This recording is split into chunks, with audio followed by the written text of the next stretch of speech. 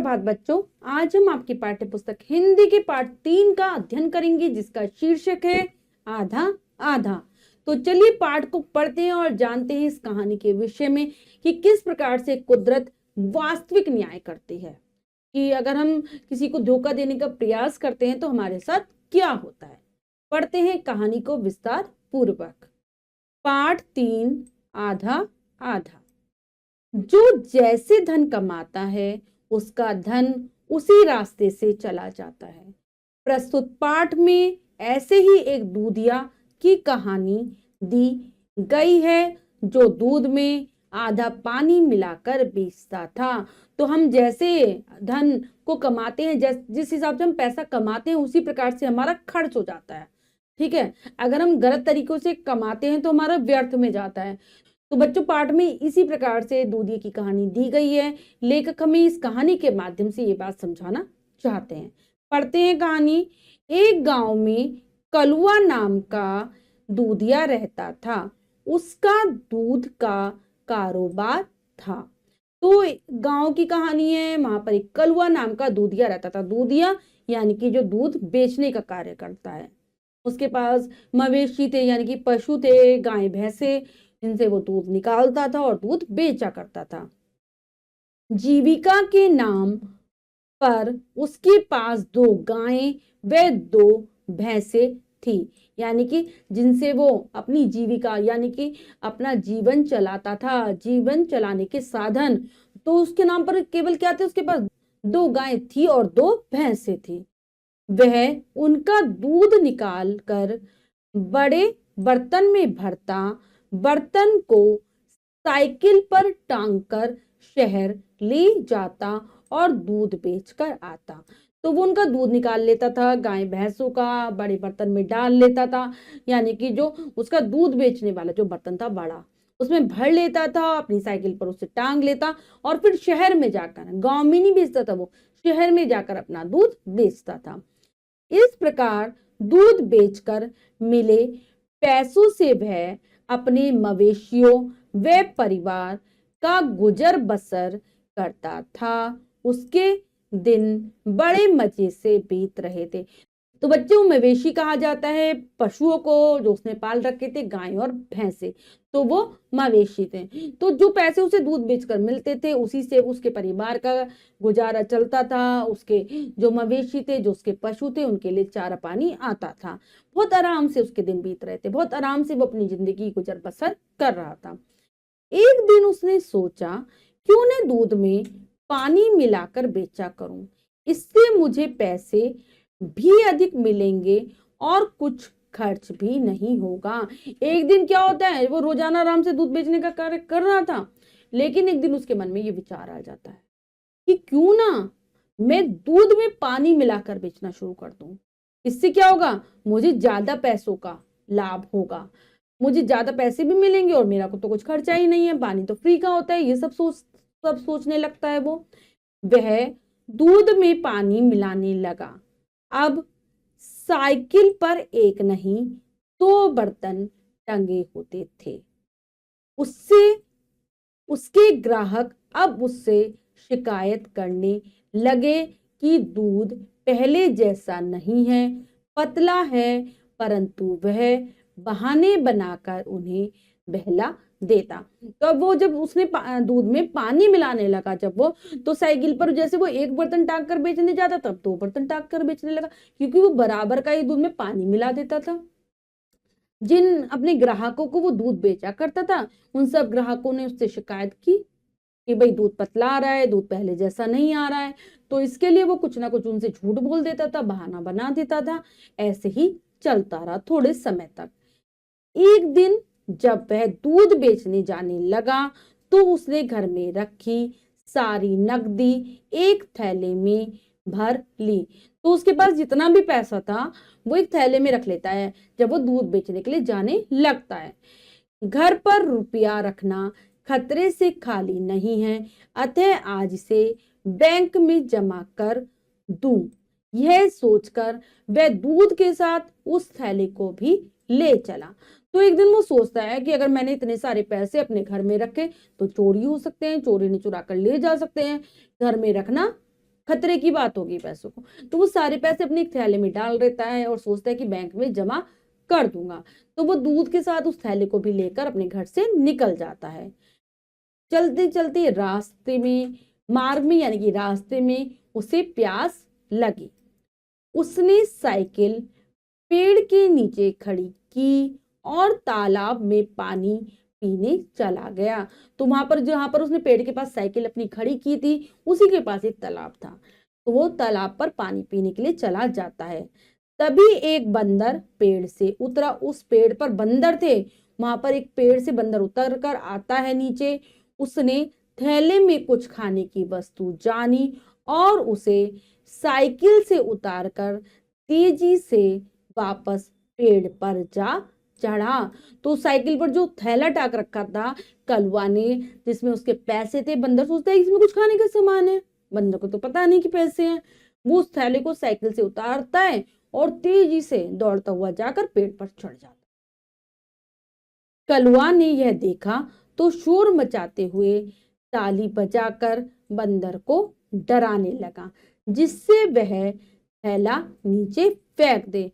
परंतु बंदर पर इसका कोई प्रभाव ना पड़ा। तो जैसे ही कलवा उसे देखता है कि बंदर उसका थैला ले गया, वो डर जाता है और जोर जोर से शोर मचाने लगता है, ताली बजा बजा कर शोर मचाता है, जिससे कि बंदर डर जाए, उसका थैला नीचे फेंक दे, जो पैसों वाला थैला था।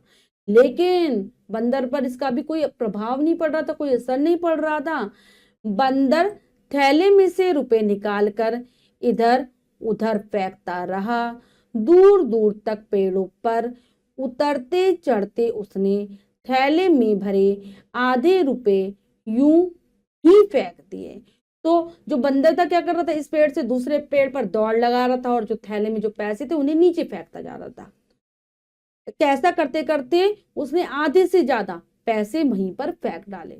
जमीन पर फेंकने के बाद आगे क्या किया बंदर ने, इसके बाद शेष आधे रुपए उसने तालाब में फेंक दिए और थैला भूमि पर फेंककर वह दृष्टि से ओझल हो गया।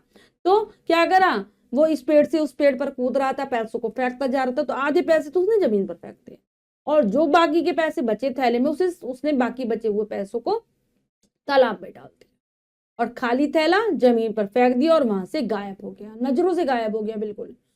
कलवा ने दौड़कर थैला उठाया। थैले में एक भी रुपया नहीं बचा था। कलवा ने भाग दौड़कर बिखरे हुए रुपए उठा लिए, परंतु जो रुपए तालाब में फेंक दिए गए थे वे पानी में गलकर बेकार हो गए थे। तो कलवा जाता है, जल्दी से थैले को उठाता है। थैले में एक भी रुपया नहीं मिलता उसे, खाली था थैला, क्योंकि बंदर सारे पैसे फेंक चुका था। वो जमीन पर पड़े हुए सारे पैसों को तो बटोर लेता है, लेकिन जो पैसे उसने तालाब में फेंक दिए थे बंदर ने, वो उनको उठाता तो क्या होता है, वो तो गल जाते हैं, सारे बिकल कर बेकार हो जाते हैं। अब कलुआ की समझ में आ गया था, बंदर ने पानी की कमाई को पानी में ही बहा दिया। उसने वास्तव में दूध का दूध, पानी का पानी कर दिया था। तो अब ये बात कलुआ की समझ में आई कि बंदर ने क्या करा कि जो उसकी असली वाली कमाई थी वो तो उसने जमीन पर फेंक दी, और जो पानी से उसने कमाई कराई की थी, यानी कि दूध में पानी मिलाकर, उसने उसे पानी में ही बहा दिया। यानी कि बंदर ने क्या कर दिया, दूध का दूध, पानी का पानी, यानी कि उचित न्याय कर दिया।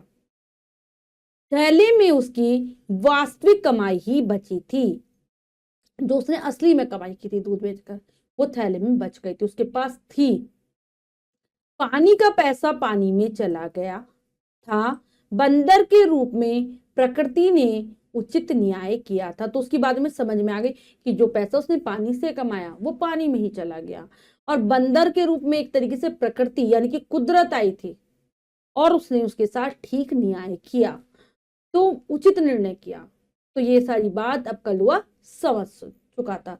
तो बच्चों, हमने पाठ के माध्यम से जाना कि कभी भी हमें गलत तरीके से धन को नहीं कमाना चाहिए।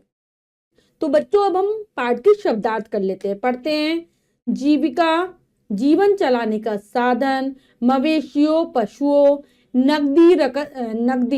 नकद रुपए पैसे, मार्ग में, रास्ते में। दृष्टि से ओझल हो जाना, दिखाई न देना। शेष, बाकी, बकाया। दूध का दूध, पानी का पानी। उचित, न्याय। वास्तविक, असली। व्यर्थ, बेकार। प्रकृति, कुदरत। उचित, ठीक। न्याय, किसी के प्रति उचित निर्णय। तो ये है पाठ के शब्दार्थ जिन्हें आप बहुत अच्छे से याद कर लेंगे। अब हम पाठ का अभ्यास कार्य कर लेते हैं। लिखिए में से पहला प्रश्न पढ़ते हैं, करने का प्रयास करते हैं।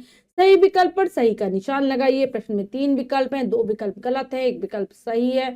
सही विकल्प को चुनना है, सही का निशान लगा देना है। करते हैं। कलुआ कौन था? दूधिया, कुम्हार, तेली। तो जो कलुआ था वो था एक दूधिया, ए विकल्प सही है। जीविका के नाम पर कलुआ के पास पशु थे, 2 गाय व 2 भैंसे, 7 बकरियां, 4 गाय। तो उसके पास थे 2 गाय व 2 भैंसे, ए विकल्प सही है। कलुआ दूध बेचने जाता था, शहर, गांव, नगर। तो वो शहर में जाता था दूध बेचने, ए विकल्प सही है। अपनी आय बढ़ाने के लिए कलुआ क्या करता था? दूध में पानी मिलाकर बेचने लगा था, अन्य लोगों से भी दूध खरीदने लगा था, नकली दूध बनाने लगा था। वह क्या करने लगा था? दूध में पानी मिलाकर बेचने लगा था, ए विकल्प सही है।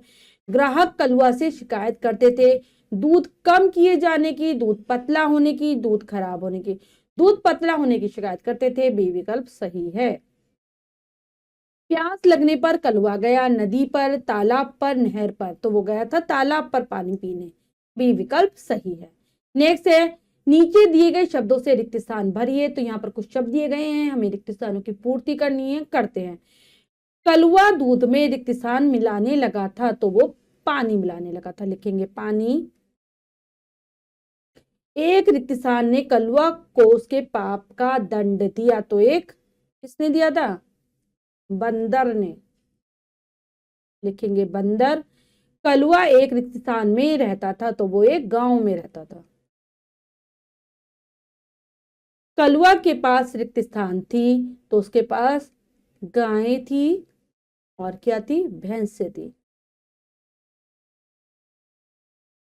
कलुआ रिक्त स्थान बेचकर अपना गुजारा करता था, तो कलुआ दूध बेचकर। नेक्स्ट है, सही मिलान कीजिए। तो बच्चों यहाँ पर 2 कॉलम है, हमें मिलान करना है वाक्यों का, ठीक है। मतलब अधूरे वाक्य हैं, तो दोनों कॉलम अगर हम मिला देंगे तो वाक्य पूर्ण हो जाएगा। करते हैं। पहला है, कलुआ शहर जाता और दूध बेच आता। घर पर रुपया रखना खतरे से खाली न था, उसने साइकिल पेड़ के नीचे खड़ी कर दी।